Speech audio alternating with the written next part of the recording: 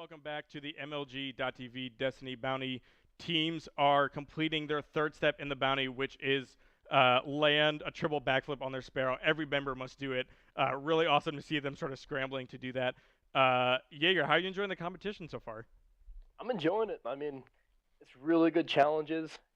It's obtainable, but you have such a variety to it. Like you incorporated the Sparrow with the challenge this time around. Hmm. I really like to see that the creativeness to what's going on with the challenges across the bounty. It's really, I mean, three backflips. It makes people have to think, what place am I gonna go to make this happen? So Right, this is exactly. You good. can't just. There's a lot of places that are just, two is easy, but three is pushing it, and you got to land it. Of course, you can't just do that and crash, right? You got to land Exactly. it. Uh, so Right actually, off the side of the map. let's hop on board with my left screen here. Six. Him and the Doom guys are currently doing that. We talked about this when we left the for the commercial break. That going into the Vault of Glass so that you can get six members in a patrollable area in a sparrowable area, if that's a word. Uh, Definitely is the right move. You can get them off right away. You don't have to do it and invite people so they see it on stream. You can just all be done with it. But let's actually bring up our MLG Darkness Zone. We can keep an eye on them, and at the same time, the A team is actually uh, on to the next challenge. So Yes. the next step in the bounty is win a House of Wolves DLC control game without controlling any zones. Of course, the catch on this is that zone neutralizing is allowed. So this is going to be really, really difficult, I think. Very. I mean, we like to challenge ourselves quite a lot. And honestly, this is something that we actually have a competition doing is seeing maybe who can get the most kills or pull out as big of a win, a lead as we can without controlling zones.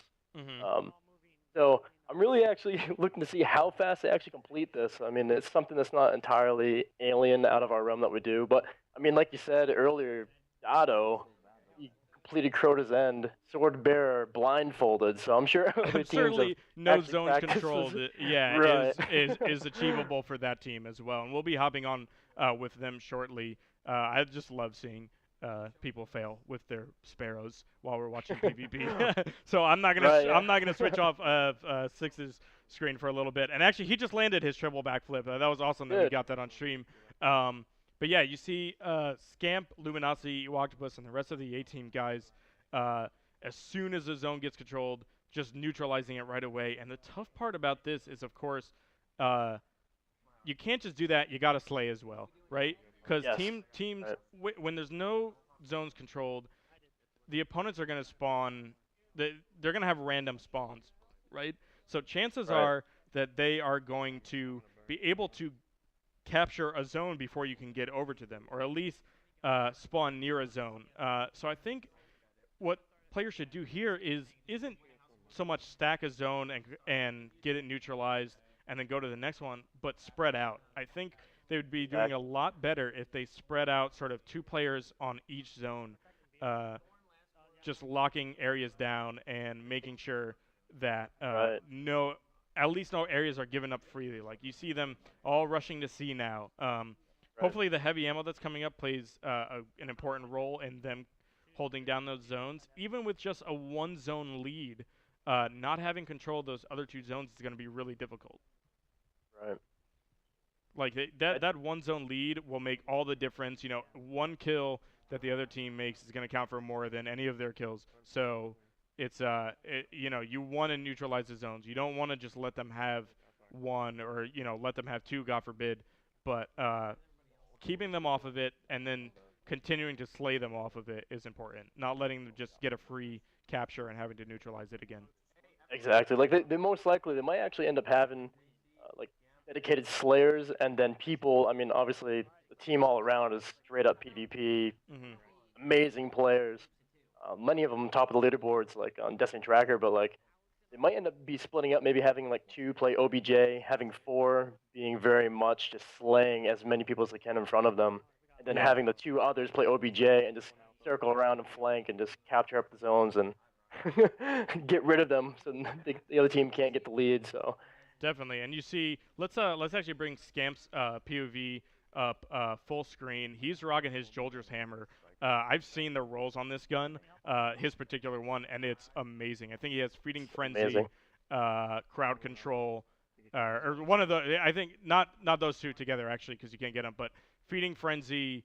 Um, what else? What else is a good Jolder's hammers roll? What else is another one? Yeah, what's a good one? I On mean, Jolder's Hammer hammer. Forge on it, crowd control, um, things like that. Some people might even use Field Scout with it. Oh yeah, Honestly, some Field people Scout. have Field Scout, opted of for that. course, and I think aggressive ballistics is the Right. preferable scope of choice. Thank you. I was forgetting what it was called, but Field Scout, you definitely want to get as much ammo as possible, and that's helping them out in a challenge like this. Hope you see people. That's really interesting. People are quitting the game. You know what? Like we are losing a Oh, there they game, and go. they're not controlling any zones. Like what is going on? This cannot be happening. So this is great. Actually, they were struggling. You see them all dancing. They brought it back. It was really tight for a while, and they were sort of seen behind, sort of always 1,000 points behind. But having that boost of the demoralizing the other team, I think that's what we were kind of hoping for with this challenge too. Oh yeah. Is always helpful. Gotta rub it in their face. Definitely. Don't quit. Let's bring back our Darkness Zone. 6 and the Doom Crew are, of course, jumping into their first game. You know what'll be interesting to see how the map difference affects this challenge, because something like Thieves' Den might be a harder map to do it, where the A team sort of has to go through these long hallways to get to the next area. Just to neutralize the zone, and then has to go through a long hallway all the way back. Where a map like Black Shield that the Doom guys have might favor this challenge a little bit more, where everybody's sort of rushing B anyways, and it's really hard to capture that zone. So neutralizing it and then just slaying them off of it sort of already happens in the game organically. Who did you end up pulling up just now? Right now, I'm still watching Scamp's gameplay. I have 6 up from the Doom team. Okay. Cool. Yeah. Yeah, I'd like to go and tune in with him. I'd like to check him out. They're in the lead actually, but the other team has control of B, has control of A, so I think that's gonna flip pretty soon. But they definitely need to get that zone neutralized as soon as possible. Like they're just letting them have B, and they have a couple guys around it. Let's actually bring up Six's audio and screen full view here, and let's listen in and see how they're planning to combat the zone neutralizing. Yeah, let's do it. Oh, he's so weak. There's another guy over there. Watch out. I don't get him. One kid's Shit, pushing our right. We gotta go. Oh, nobody. Got him. God damn it. Everybody, they're just running around with shotguns. Get him. Alright. There they. Hey, they're on A. They're on A. Hey, I can stick around B. Tell Alex. Alex, you just say Tell A. Alex alright? he is bad. Zone A. Alex, you're bad, says Fazzle. Oh my god, I got One kid. super. Zone C. Why don't you just It's DM okay. me, Phasm? Snake? There they. Yep, I see him in the tunnel. That kid's definitely lagging. Oh, he's one He's shot, running Alex. into the fucking wall. I got a golden gun. But I cannot We gotta use this surprise freaking it. gun. Got my. Tunnel, got him. I got a golden gun too. See. Yeah, I got him, See. Yeah, Visualize, Visualizing A, everybody's visualize. go. Go to C, go to C. I'm going to see. Enemy captured zone It's C. lagging so hard, y'all. Yeah, this fucking dude. Don't worry about that kid. There is another one behind you though. What the? I can't do anything. I shot him 3 times with the golden Everybody's gun. got fucking red bars. We're getting fucking There it is. kicked right They're now. all spawning at A. They're spawning at A. We're getting beat on. All right, so you hear them having some lag issues as well. Everyone having lag issues, man. Everyone's in House of Wolves Right. DLC, man. Everyone wants to play those new maps. That's all right. It seems like that's not affecting them. Maybe it could be helping them a little bit. Who knows? Actually, Sometimes it does. if sometimes if the other team is not too coordinated or can't get a good push going, you'll see. It could help them.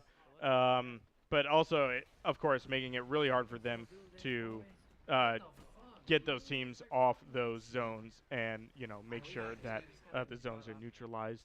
But actually, let's go back to our darkness zone. I've pulled up Watts and Dado here in our other point of view, and it seems like they're on Venus as well. I'm going to assume they loaded up the Vault of Glass. but it looks like they've actually done something and gone to a different area of Venus after loading it up.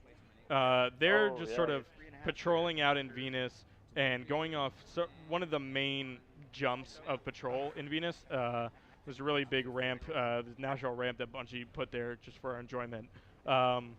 We can see them. I think Dato's completed it, and now the rest of his team is just doing it. I think they're all waiting. You can see him biting his nose. He's a little nervous.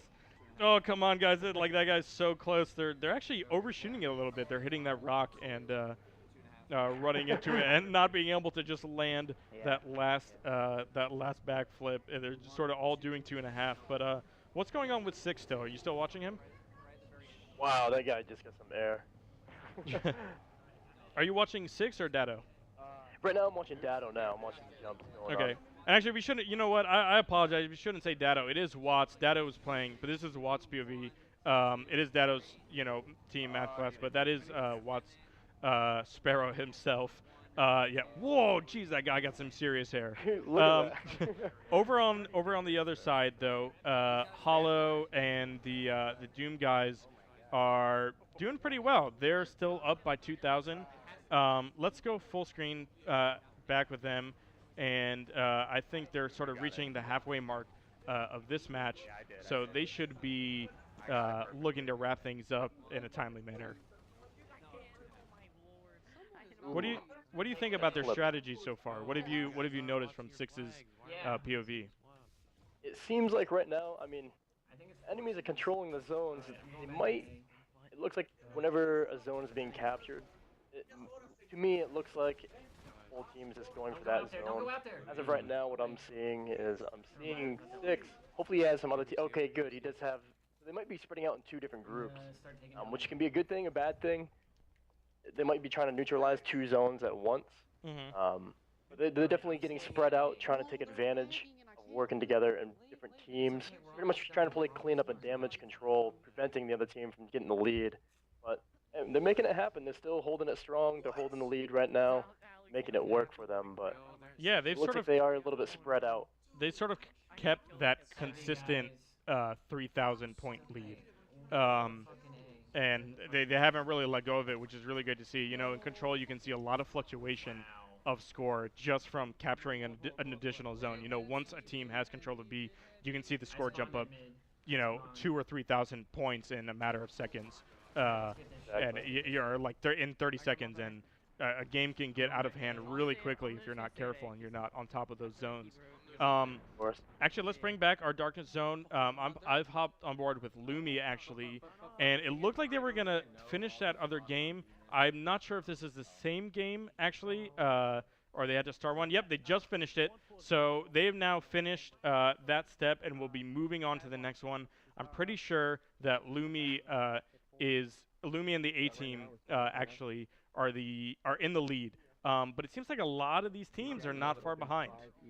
No, it looks like everybody's very balanced and equaled out as far as where they are at a certain point of the competition. So it seems like people are hanging in there. They're right next to each other. Nobody's really getting left behind, it seems. So. Right, and I think, you know what, I think we saw a little bit of that last week with you guys in the A-team, sort of just moving ahead of everybody. I think some of the Vault of Glass challenges were really easy for you guys. You guys were accustomed to it.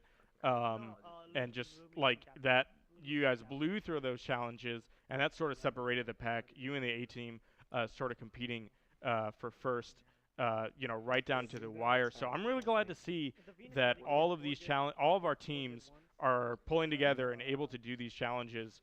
I think it's gonna the last couple challenges we might see one or two teams pull away again. But I'm excited. Like I hope it comes down to every team at the gunsmith awning, jumping on that tree, trying to get up there for our last bounty. But right now you see Lumi actually is hunting for either chest, and he actually found a public event, believe it or not. Hunt begins. Yeah, the hunt begins. So he joined in right into a public event, but you can see him hopping on his Sparrow and driving all the way probably to the Skywatch, I would imagine, where one of the ether chests has a chance to spawn. So talk to me a little bit about the strategy and the idea behind these ether chests.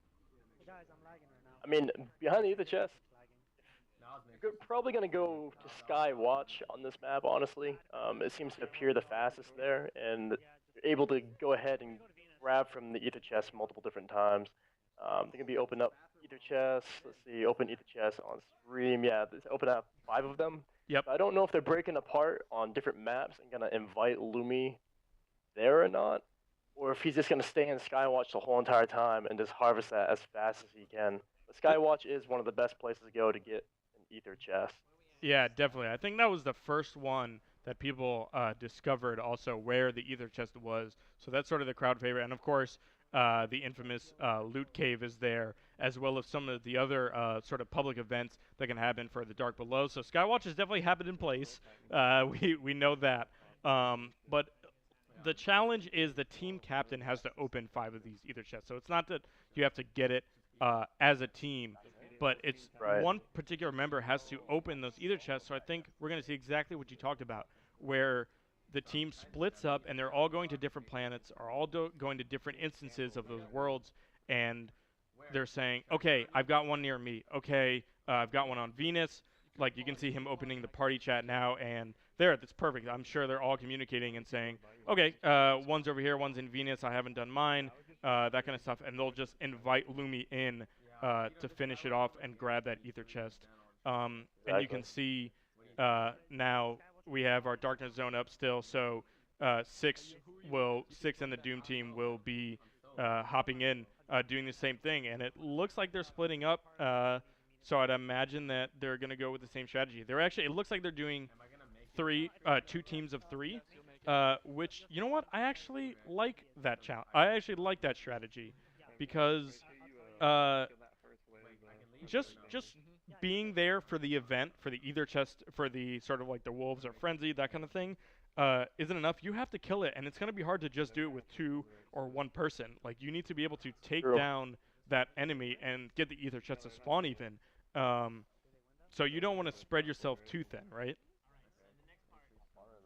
Oh, I mean, it looks like if they end up splitting 2 people per team, it might be faster, make it not have hamper them and slow down. So if they end up doing that, you don't have to worry about taking on an enemy by themselves, or for me to take his time and get there. So, I mean, hopefully they go that route. It'll make it a little bit more easier on the guys. I mean, it takes a little bit waiting on those ether chests, depending on the place. So, yeah, hopefully they make the right decisions, which I think they will. Yeah, and of course, you know, it's worth mentioning these ether chests. I was just explaining them a little bit for guys who don't know. The Queen's Wrath, sort of Petrovage. I don't know how to pronounce her name, but she was spawned into the tower last week before the DLC hit, and had these awesome bounties that people sort of were not expecting, but just killing these specific enemies, and doing so would grant you an ether chest. And in that ether chest, you could get synths, you could get planet materials, but you could also get treasure keys, which are used for the House of Wolves. And you wouldn't. So once you kill the enemies, it would say like the wolves are frenzied, and a bunch of waves of enemies, fallen would spawn. Once you do that, you only have a minute and a half essentially to find this ether chest and open it. So you saw a lot of people finding the ether chest, going to another zone, then coming back to it so that they could grab the ether chest again within that minute and a half. And so it was kill the guys, and then it was sort of a race to open the chest as many times as possible. And actually, you know what? Let's bring up Lumi's screen, full screen, and his audio. They've got one to spawn on Venus. It looks like they joined in on Matrix, I think, was patrolling that area. So I think they're going to hunt for that ether chest right away. And then you go through that tunnel until the words pop up like you're doing the Archon Priest. Wait, okay, through the top? Okay. Yes. Yeah, once it says the cinders, immediately turn back around. It's right when you go through those 2 rocks in the middle. I'm going through here. Line and get the loot. There you go. Ooh, fucking treasure key. Wait, do I just run? Do I run? Yeah, you could be on your Sparrow too from the outside. You might not be able to pull it from in here. Nice. If you jump up on the first entrance above where they're talking about, you can pull your Sparrow real quick and jetpack there. Okay. And even not jetpacking, just going normally on your Sparrow, still faster. You can always come back here, Lumi. They're about to find the last ship, but I'll be able to get 3 chests. Alright. There we go. If you can get 3, we should be good. Yeah, you can go on any other one. You'll get 2. 1, 2.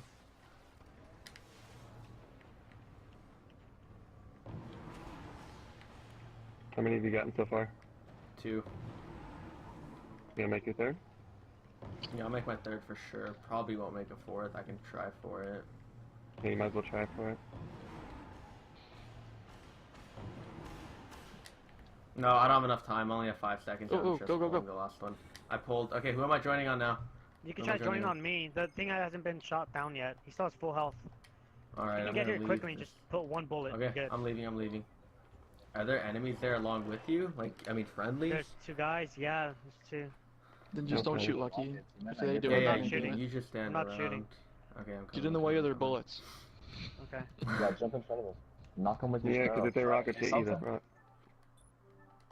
No, Lucky, one your bullet thing's out, not bullet gun. your thing's not open, man.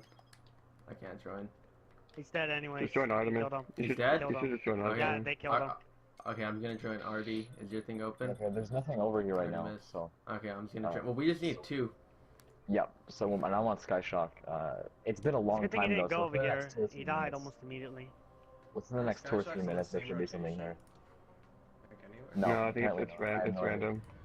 So it's been a long ass time, you say already? You've been up there, nothing? Yeah, it's been a long time. They spawn around every 5 minutes, 5 to 6 minutes. So, I'm gonna head up there, so like, I don't know who Lumi spawns on. like if you finish the pack of wolves and then pull a synth, right when the synth ends, another one will spawn. So, that's kind of how you know. You'll be able to make Nice, it? I needed that for a bounty. What?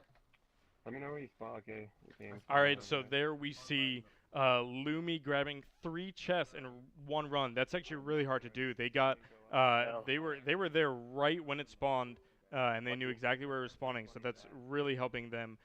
Three grabs in 1 run is hard to do. But you can. I think it was a Lucky Charms saying, "Okay, join on me." Oh, he's already killed. So they had already killed him. The other people on patrol, and now they're just sort of roaming, waiting for another one to spawn. But let's bring up our darkness zone. I'm actually checking in with Dado, and it looks like they're still on the sparrow flips. Come on, guys. Oh no. They're still on the sparrow flips. They're landing like crazy ones. Maybe one of them, maybe one of their players logged out or something. I'm not sure, but they're still doing this, and they gotta make this time up because this is definitely not something you want to get stuck on. Yeah, that's rough.